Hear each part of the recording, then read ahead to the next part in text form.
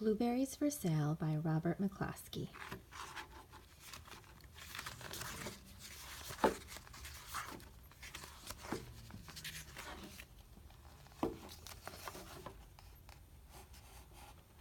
One day, little Sal went with her mother to Blueberry Hill to pick blueberries. Little Sal brought along her small tin pail, and her mother brought her large tin pail to put berries in. "We will take our berries home and can them," said her mother. "Then we will have food for the winter."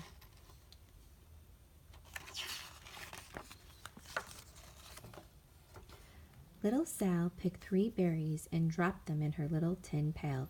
Clop-plink, clop-plank, clop-plunk. She picked 3 more berries and ate them. Then she picked more berries and dropped 1 in the pail. Ka-plunk! And the rest she ate. Then little Sal ate all 4 blueberries out of her pail. Her mother walked slowly through the bushes, picking blueberries as she went and putting them in her pail. Little Sal struggled along behind, picking blueberries and eating every single one. Little Sal hurried ahead and dropped a blueberry in her mother's pail. It didn't sound ka-plink because the bottom of the pail was already covered with berries. She reached down inside to get her berry back. Though she really didn't mean to, she pulled out a large handful because there were so many blueberries right up close to the one she had put in.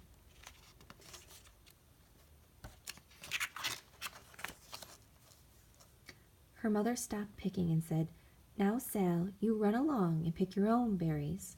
Mother wants to take her berries home and can them for next winter." Her mother went back to her picking, but little Sal, because her feet were tired of standing and walking, sat down in the middle of a large clump of bushes and ate blueberries.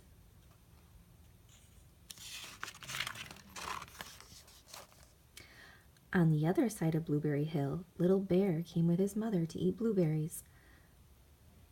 "Little Bear," she said, "eat lots of berries and grow big and fat.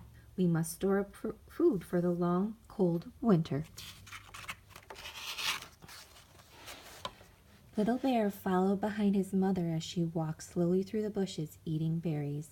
Little Bear stopped now and then to eat berries. Then he had to hustle along to catch up. Because his feet were tired of hustling, he picked out a large clump of bushes and sat down right in the middle and ate blueberries. Over on the other side of the hill, little Sal ate all of the berries she could reach from where she was sitting. Then she started out to find her mother.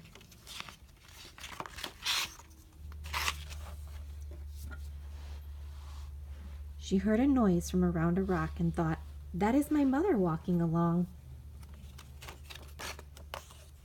But it was a mother crow and her children, and they stopped eating berries and flew away, saying, "Caw, caw, caw."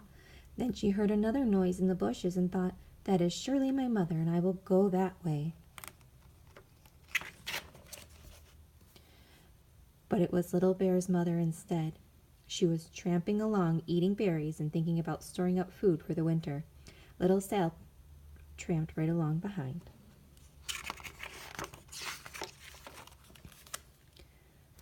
By this time, Little Bear had eaten all the berries he could reach without moving from his clump of bushes. Then he hustled off to catch up with his mother. He hunted and hunted, but his mother was nowhere to be seen. He heard a noise from over a stump and thought, "That is my mother walking along." But it was Mother Partridge and her children. They stopped eating berries and hurried away. Then he heard a noise in the bushes and thought, "That is surely my mother. I will hustle that way." But it was little Sal's mother instead. She was walking along, picking berries and thinking about canning them for next winter. Little Bear hustled right along behind. Little Bear and little Sal's mother and little Sal and Little Bear's mother were all mixed up with each other among the blueberries on Blueberry Hill. Little Bear's mother turned around to see what on earth could make a noise like ka-plunk. "Grumph!" she cried, choking on a mouthful of berries.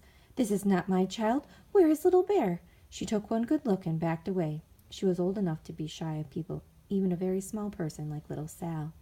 Then she turned around and walked off very fast to hunt for Little Bear.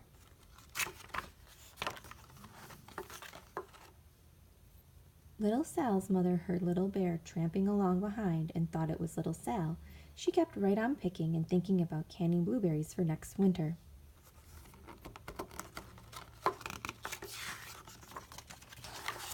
Little Bear padded up and peeked into her pail. Of course, he only wanted to taste a few of what was inside, but there was so many and they were so close together that he tasted a tremendous mouthful by mistake. "Now, Sal," said Little Sal's mother, without turning around, "you run along and pick your own berries. Mother wants to can these for next winter." Little Bear tasted another tremendous mouthful and almost spilled the entire pail of blueberries.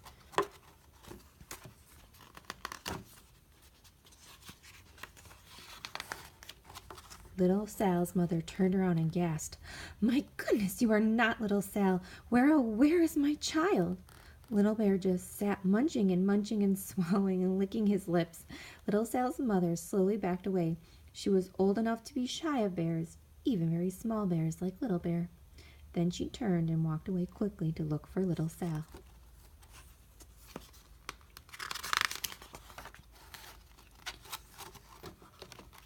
She hadn't gone very far before she heard ka-plink, ka-plank, ka-plunk.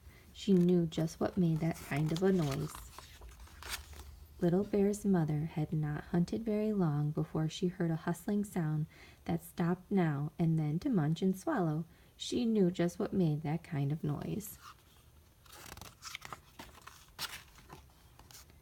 Little Bear and his mother went home down one side of Blueberry Hill, eating blueberries all the way and full of food stored up for next winter. And Little Sal and her mother went down the other side of Blueberry Hill, picking berries all the way, and drove home with food to can for next winter. A whole pail of blueberries and 3 more besides. And then they canned their blueberries. The end.